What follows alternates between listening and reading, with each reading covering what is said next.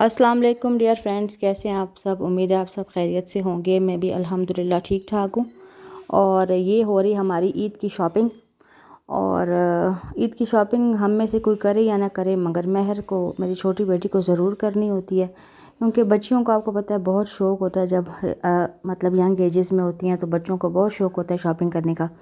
तो उसकी शॉपिंग के लिए हम निकले हुए थे। और ये हैं पेशावर में डे टू डे। तो यहाँ पर बहुत ही खूबसूरत कपड़े जिस तरह के आपको चाहिए हों वो मिल जाते हैं। वैसे तो सारे शहर में आप फिर लेना, लेकिन कहीं भी इस तरह की चीज़ नहीं मिलती जैसे कि बच्चियों को चाहिए होती है। और यहाँ पर अल्हम्दुलिल्लाह सब कुछ मिल जाता है। तो यहाँ पर मुझे बहुत ही कैजुअल भी मिल गया था और फॉर्मल भी मिल गए थे। गर्मियों के दिन है तो घर के लिए भी चाहिए होते हैं कपड़े, तो यहाँ पर अच्छे प्यारे से और मुझे मिल गए थे। और ईद के लिए चमक धमक वाले भी उसने एक ले लिया था।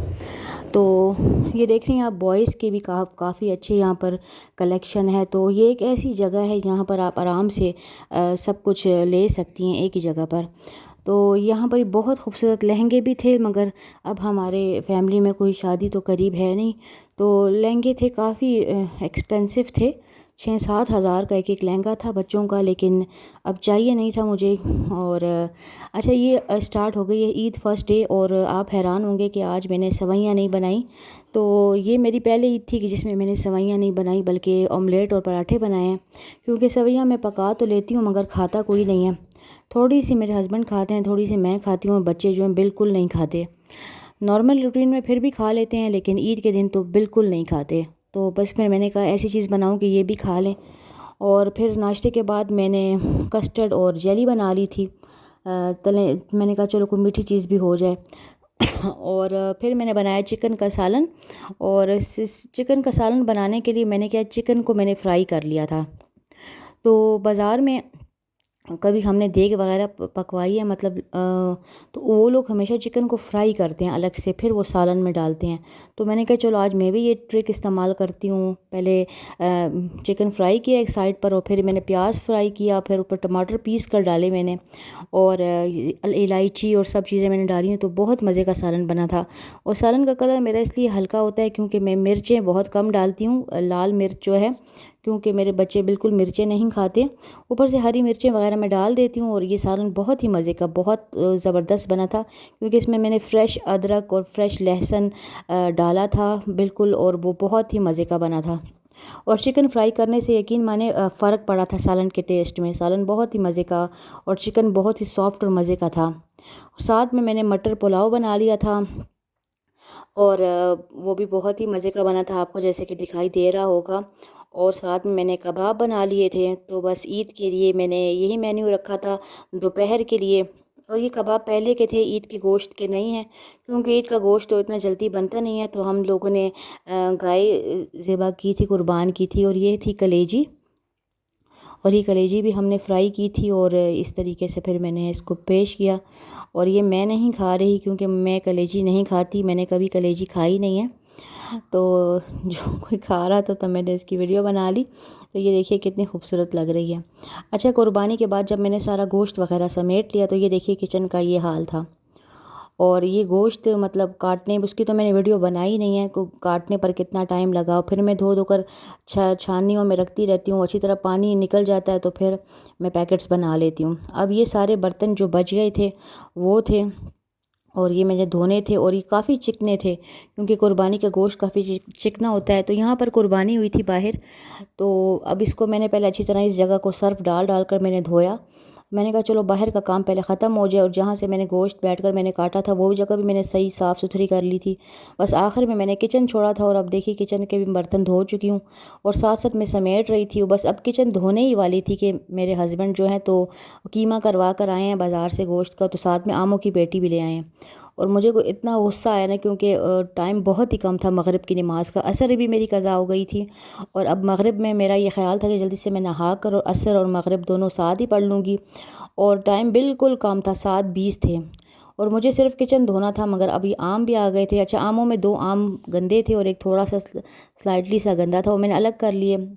तो अभी ये देखिए 8:20 हो गए हैं, और अब मैंने क्या किया कि मैंने कबाबों मतलब मैंने कहा कि पहले तो चाय बनाऊं कि शदीद थकावट हो गई थी और शदीद तलब थी चाय की। और ये मैंने कीमा निकाल लिया था, इसमें मैंने कहा मसाले डालकर रात के लिए सिर्फ टिक्कियाँ बना लूँगी क्योंकि जब कुर्बानी होती है तो रात को बस टिक्कियाँ जो है सबसे इजी वो होता है, ऑप्शन होता है कि रात को बंदा टिक्कियाँ बना ले। तो ये नेक्स्ट डे हम लोग ये चॉप्स वगैरह फ्राई मतलब बारबेक्यू कर रहे थे।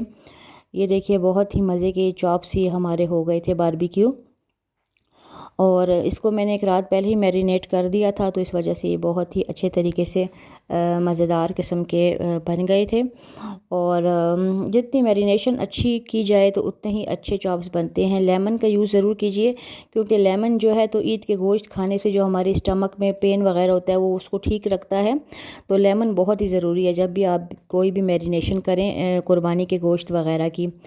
और ये देखिए बड़े मज़े के ये चॉप्स हमारे जो हैं बारबेक्यू हो रहे थे।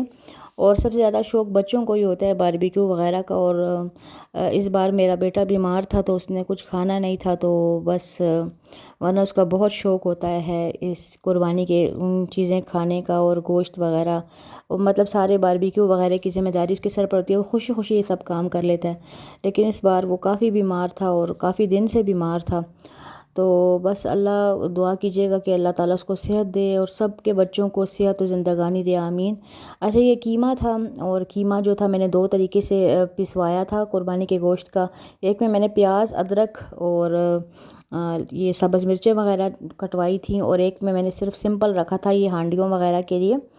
और फिर मैंने इसके पैकेट्स वगैरह बना लिए थे। जो सिंपल वाला था उसको मैंने पैकेट बना लिए थे, और जो ये मसाले वाला था इसके मैंने कोफ्ते वगैरह बनाकर, कोफ्ते में बनाकर ना तो वो रख देती हूँ फ्रीज़र में, तो वो फिर उसके पैकेट्स बना लूँ तो आसानी हो जाती है। और ये था जी कीमा, और कीमे के मैंने छोटे छोटे पैकेट, हमारे घर में इतनी मतलब खुराक नहीं की जाती, मतलब सालन बच्चे इतना नहीं खाते, आपको पता ही आजकल के बच्चे सालन कहाँ खाते हैं। और ये कोफ्ते फिर मैंने बनाकर फ्रीज़ कर लिए थे, और जब वो थोड़े से उन्होंने जान पकड़ ली तो फिर मैंने उनके पैकेट्स बना लिए थे। बहरहाल ईद जो है ना एक बहुत ही माशाल्लाह से थकाने वाला इवेंट है, लेकिन चले कुछ हैपनिंग हो रही होती है। और वरना छोटी ईद में तो इंसान बड़ा ही अजीब सी फीलिंग में आता है, क्योंकि छोटी ईद में ये होता है कि एक तो अपने रमज़ान की याद बहुत सताती है और करने को कुछ भी नहीं होता और बड़ी ईद में ये होता है चलो कुछ ना कुछ हो रहा होता है, टिक्के लगाओ, कबाब लगाओ, कबाब फ्राई करो। ठीक है, इंसान थकता बहुत है, लेकिन चलें कुछ ना कुछ हैपनिंग वाली बात हो रही होती है। तो ये साथ में हमने चिकन के टिक्के भी लगा लिए थे, और कुछ किसी को गोश्त पसंद है, किसी को चिकन पसंद है, तो इस तरीके से हमने मिक्स अप गेम खेल ली थी। तो चलें जिसको जो पसंद है वो आराम से शौक़ से खा लेगा। तो अच्छी ईद गुज़र गई, अल्लाह का शुक्र है। तो आप लोग अपने बताइएगा कमेंट्स में कि आप लोगों की ईद किस तरीके से गुजरी, और आप लोग गोश्त को किस तरह से करते हैं फ्रीज़। वैसे कुर्बानी के गोश्त को भी अच्छी तरीके से धोकर उसका पानी निकालना बहुत ज़रूरी होता है, वरना वो ख़राब हो जाता है। तो मैंने अच्छी तरीके से उसको धोकर रख दिया था ताकि अच्छी तरीके से सूख जाए। तो ये देखिए बहुत शानदार किस्म के टिक्के और कबाब माशाल्लाह से बन गए थे, और सब ने खूब एंजॉय किया था। और सबसे ज़्यादा मेरी छोटी बेटी को बहुत पसंद है टिक्के कबाब, और बस साथ में आना जाना भी लगा था, वो मैं अगले व्लॉग में आपके साथ शेयर करूँगी। काफ़ी फ्रेंड्स मुझे कहती हैं कि आप व्लॉग्स क्यों नहीं बनाती। असल में व्लॉग्स में छोटे छोटे क्लिप्स को इकट्ठा करना पड़ता है, तो काफ़ी वो मुश्किल काम लगता है मुझे, तो व्लॉग्स में कम ही बनाती हूँ। ये देखिए कलेजी के टिक्के हैं, कितने ज़बरदस्त हैं और बहुत ही सॉफ्ट और मज़े के बनते हैं। और सबसे मज़े की चीज़ जो होती है ना ईद पर को ये बारबेक्यू ही होती है। तो मेरा ये सिंपल सा व्लॉग था, अगर आपको पसंद है तो लाइक कर दीजिएगा, चैनल को सब्सक्राइब कर दीजिएगा। और इन सब कामों के बाद ये देखिए मैंने किचन को बिल्कुल क्लीन कर लिया था, बर्तन भी समेट लिए थे, और अब मेरे दिल को आया था सुकून। और अब मैं जा रही हूँ नमाज़ पढ़ने और फिर सो जाएंगे। चलें फिर अगली वीडियो में फिर आपके साथ हाज़िर होंगी अपनी नई रूटीन लेकर इंशाल्लाह। तब तक के लिए अल्लाह हाफ़िज़।